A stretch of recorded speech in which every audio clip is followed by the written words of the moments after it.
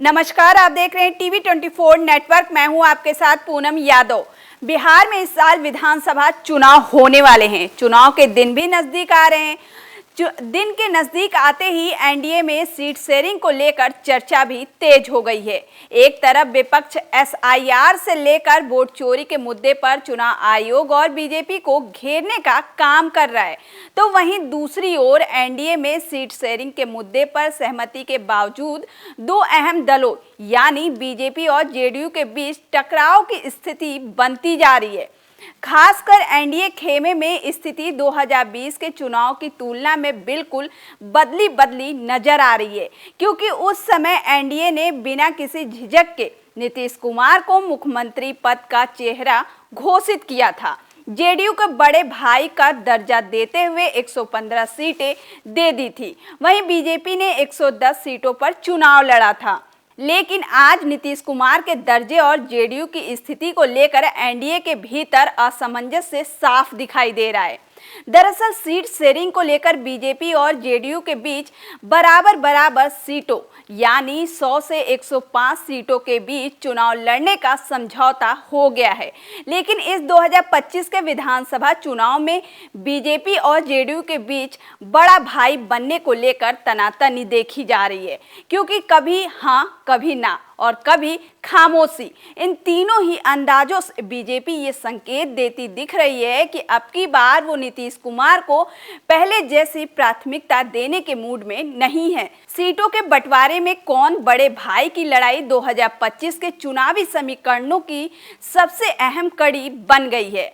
सूत्रों से मिली जानकारी के अनुसार बीजेपी चाहती है कि वो जेडीयू के बराबर या उससे थोड़ा ऊपर दिखे, जिससे बीजेपी की साख बढ़े, ताकि अपनी पार्टी की किसी को सीएम का पद दिया जा सके या फिर पार्टी को राज्य में प्राथमिकता मिल सके। वहीं जेडीयू इस बात पर अड़ी है कि नीतीश कुमार की साख और अनुभव को देखते हुए राज्य में जेडीयू को किसी भी पार्टी से कम नहीं समझा जाए।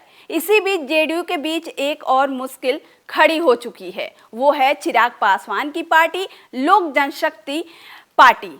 रामविलास, आपको याद होगा कि पिछली बार 2020 विधानसभा चुनाव में चिराग ने अपनी पार्टी को एनडीए का हिस्सा दिखाते हुए भी अलग चुनाव लड़ा और 134 सीटों पर उम्मीदवार खड़े कर पूरे समीकरण को बिगाड़ दिया था।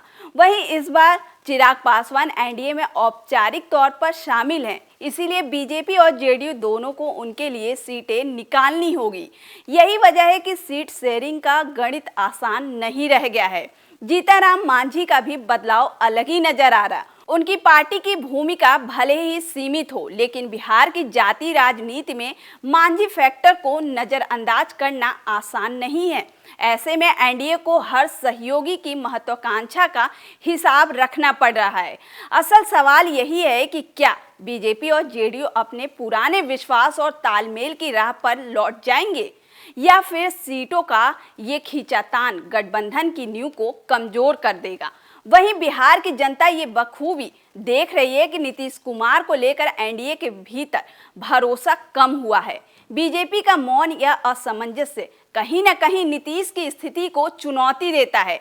बिहार की राजनीति में ये नया दौर है। यहाँ हर सीट, हर जाति समीकरण और हर चेहरे का महत्व है। वहीं सूत्रों से मिली जानकारी के अनुसार अभी सीट शेयरिंग के समझौते के अंतिम विवरण पर अभी भी मुहर लगनी बाकी है। इसकी वजह यह है कि जेडीयू इस बार भी बीजेपी से कम एक सीट ज्यादा पाना चाहती है, जिससे वो राज्य में बड़े भाई की भूमिका में रहे।